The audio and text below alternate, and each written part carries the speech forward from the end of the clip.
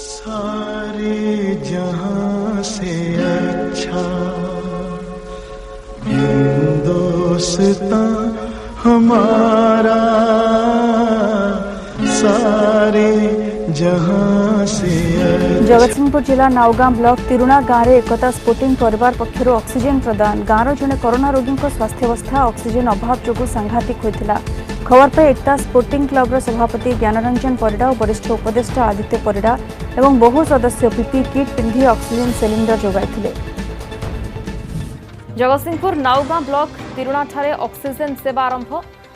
Sporting club पक्षर मागणा oxygen जोगाण आरंभ करा जायछि। तेबे तिरुणा गाँव जड़े कोरोना रोगी स्वास्थ्यावस्था ऑक्सीजन अभाव जो गुरुतर होइजिबा संगे संगे एकता स्पोर्टिंग क्लब सभापति ऑक्सीजन धरी पहुंची। तेबे आगक एमती सेवा जोगाइबाकू क्लब पक्षर निष्पत्ति निया जायछि।